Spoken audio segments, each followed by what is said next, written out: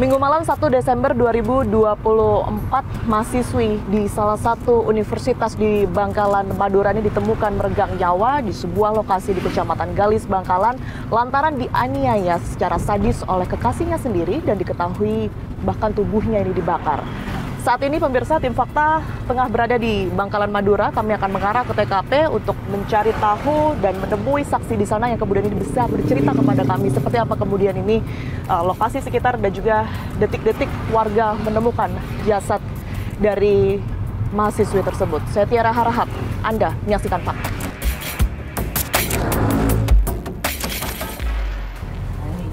Desa Banjar, oh ini udah masuk Desa Banjar ya?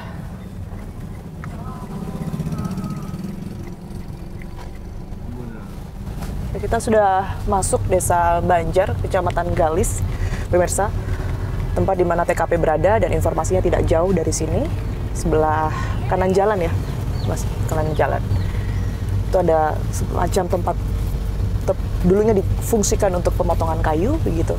Kita akan langsung lihat seperti apa TKP-nya.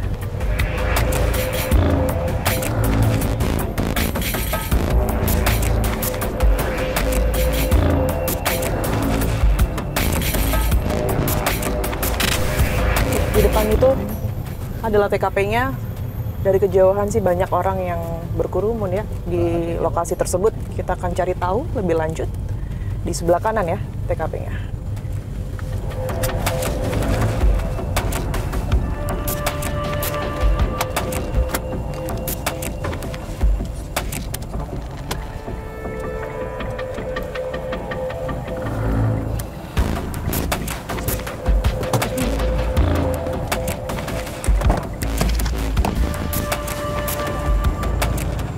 Kita sudah sampai pemirsa di TKP pembunuhan dari EN, mahasiswi salah satu universitas di Bangkalan yang terjadi pada Minggu malam kemarin. Ini di Desa Banjar, Kecamatan Galis, Kabupaten Bangkalan. Banyak warga yang berada di sini. Nampaknya juga masih banyak yang ingin tahu lokasi secara langsung, kemudian juga barangkali memanjatkan doa untuk almarhumah begitu, sekalipun hanya TKP-nya saja yang berada di sini. Di sebelah sana saya melihat mobil polisi, kita akan cari tahu apa aktivitas yang masih berlangsung di sini.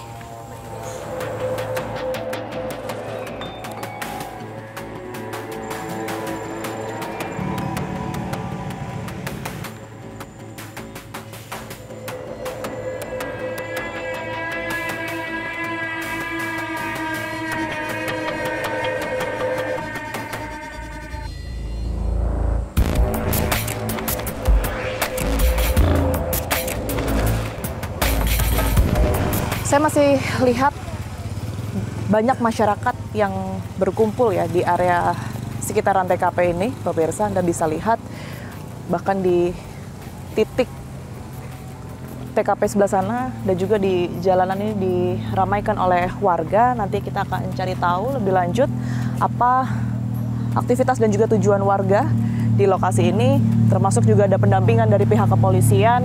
Saya akan coba menyusuri jalanan ataupun juga beberapa barang bukti ya yang mungkin bisa kita temukan di lokasi kejadian. Dan ini juga menjadi salah satu jalan yang mungkin mengakses wilayah desa lain begitu. Jalanan ini tidak terlalu besar dan mungkin hanya bisa dilewati oleh sepeda motor saja, bahkan tidak ada penerangan juga seperti sepanjang jalan yang tadi juga kita lewati. Anda bisa bayangkan betapa gelapnya pada malam hari itu di atas jam 7 malam jika kita baca dari kronologi kejadiannya. Proses penganiayaan yang berujung pembunuhan dan juga pembakaran tersebut ini terjadi.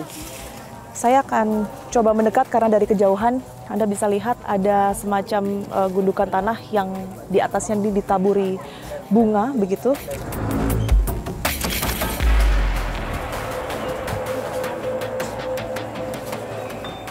Ya. Area ini pemirsa yang tadi dari kejauhan juga saya lihat dikelilingi oleh warga sekitar. Jadi nampaknya warga sekitar ini melakukan tabur bunga di area ini yang saya duga ini adalah lokasi dari pembakaran almarhumah EN, mahasiswi dari salah satu universitas di Bangkalan yang terjadi pada Minggu malam. Di sini juga kami masih melihat ada sisa-sisa pembakaran seperti kayu yang terbakar, kemudian juga beberapa tanah dan daun yang gosong bekas terbakar, begitu.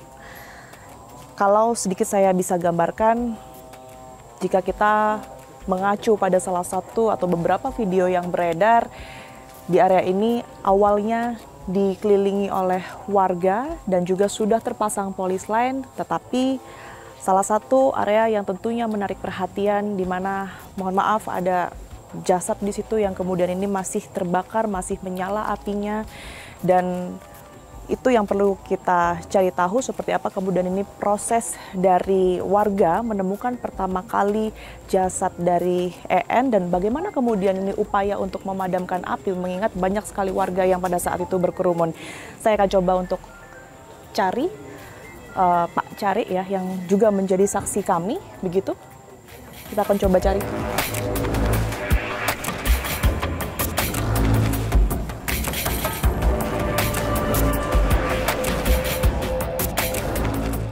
Pak Cari, pertama kali yang lapor ya ke Pak Cari, waktu itu dari siapa Pak?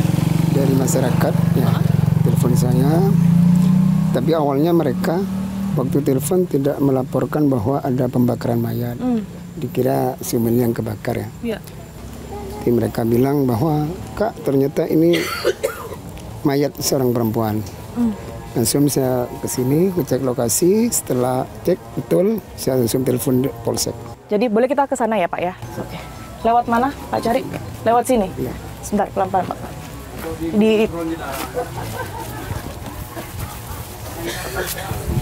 Di sini ya, berarti Pak Cari izin, berarti korban dan pelaku ini jalannya dari arah mana Pak? Dari arah sana. Oh dari arah sana belok ke sini. Ya. Oke, di jalanan kecil ini. Kalau malam ini berarti sama sekali nggak ada penerangan ya Pak Cari ya? Nggak ada. Oke. Ini mungkin tempat pelaku menghabisi nyawa korban. Menghabisi di sini? Ya, di sini. Di sini. Oke. Jadi kalau info yang masuk pada saat itu di sini dilakukan apa, Pak Cari? Kalau yang waktu saya nyampe sini ya, kan mayat sudah ada di sana, terbakar di tempat yang ada bunganya itu loh. Iya. Di tengah sana. Nanti kita ke sana. Ya polisi di sini terjajir banyak darah. Dan juga ada rambut yang lepas, mungkin diseret dari sini ya ke lokasi pembakaran. Oke, jadi ini adalah titik di mana warga menemukan bercak dan juga bekas darah yang cukup banyak ya sebenarnya dari korban. Kemudian juga ada barang bukti berupa rambut dari korban, handphone juga ya. Handphone di area sini juga, Pak Cari, yang kemudian ini diamankan oleh pihak kepolisian. Oke, selain handphone mungkin ada senjata dari pelaku ini ada di sekitar sini juga, Pak Cari? Nggak ada? Senjata nggak ada. Nggak ada. Kalau senjata oleh pihak kepolisian setelah konstruksi kemarin ditemukan di daerah Pakong, Kecamatan Mondung. Jauh dari sini? Jauh. Jauh. Hampir mungkin 10 kilo lah. 10 kilo dari sini. Oke, kita boleh ke daerah sana, Pak Cari? Jadi ada api yang terlihat dari kejauhan di sini, ditemukan atau dilihat oleh salah satu warga, itu sekitar pukul berapa, Pak Cari? Sekitar jam 19. Jam 7 ya? Iya, jam 7. Berdasarkan mungkin perkiraan dari Pak Cari ya, pada saat pembakaran sampai pada akhirnya ditemukan oleh warga, ini kira-kira berapa lama, Pak? Sekitar 1 jam. 1 jam ya? Iya. 1 jam. Baik, saya izin mendekat sebentar, Pak Cari. Oke, jadi titik pembakarannya di sini. Kalau yang ini tadi? Oh, bukan. Bukan ya. Oke, disinilah korban setelah dilakukan penganiayaan ini dibakar oleh Maulidi yang kini menjadi tersangka, begitu? Pak Cari, setelah Pak Cari lihat kondisi jasad di sini, posisinya pada saat itu seperti apa, Pak? Kalau banyak kan waktu itu kan terlentang. Mungkin boleh ditujukan arahnya kemana terlentangnya? Sini kepalanya di sini, kaki di sana. Kaki di sebelah sini ya? Yang kebakar hanya bagian tubuh di dada lah. Bagian Perut, dada. perut sama dada. Kalau masalah kepala, kaki enggak. Artinya Pak Cari mungkin sama warga sekitar juga masih bisa mengenali wajahnya. Bisa mengenali. Insya Allah andai kata kita kenal dengan korban atau termasuk masyarakat kami ya, Ya. insya Allah kita bisa kenal. Bisa ya? Ya, karena mukanya masih utuh. Masih utuh ya? Oke, proses pemadaman api waktu itu dilakukan oleh pihak kepolisian atau warga? Oleh pihak kepolisian. Pihak kepolisian ya. Sama sekalian saya konfirmasi juga, kalau dari keterangan tersangka, mereka berdua ini kan akan menuju ke tempat pijat bayi begitu ya. Ini memang di sekitaran sini banyak Pak? Kalau daerah sekitaran sini sama sekali tidak ada. Saya bisa pastikan. Tidak ada ya? Tidak ada sama sekali. Jadi mohon maaf, kalau dulu kita sering dengar bahwa mungkin beberapa masyarakat desa ini melahirkan di dukun bayi dan lain sebagainya dengan cara dipijat, ini masih ada di sini kah atau bagaimana? Tidak ada. Tidak ada Kalau sama dulu sekali. memang ada Mbak ya. Memang dulu ada, cuman sekarang yang sudah meninggal ya. Sekarang untuk masyarakat kami ini sudah ke bidan desa. Karena desa kami ini ada 3 bidan yang menanganin orang melahirkan. Oke, jadi dipastikan itu hanya alibi dari tersangka, begitu ya. Baik, Pak Cari, terima kasih banyak atas waktunya, atas keterangan yang sudah diberikan kepada kami. Sehat selalu, Pak Cari. Amin, amin. Kita temukan fakta selanjutnya.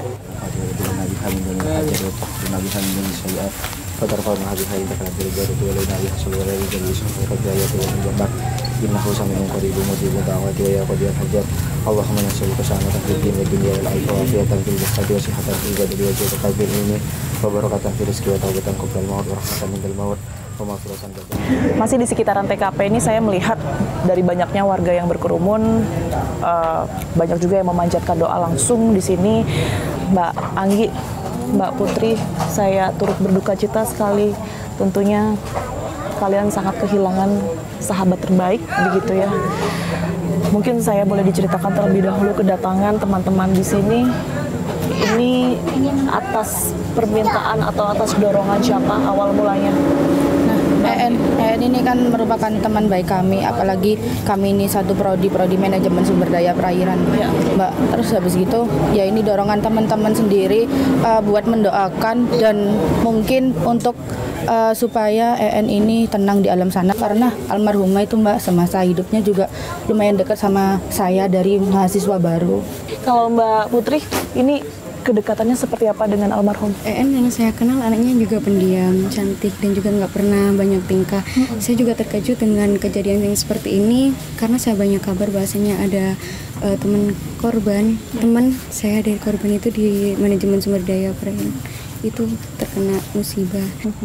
Kalau berkaitan dengan teman dekat yang saat ini menjadi tersangka atas nama Maulidi ya, itu kalian kenal juga kah atau bagaimana? Mungkin almarhumah pernah cerita? Tidak. Kalau dari almarhum tidak pernah cerita sama sekali.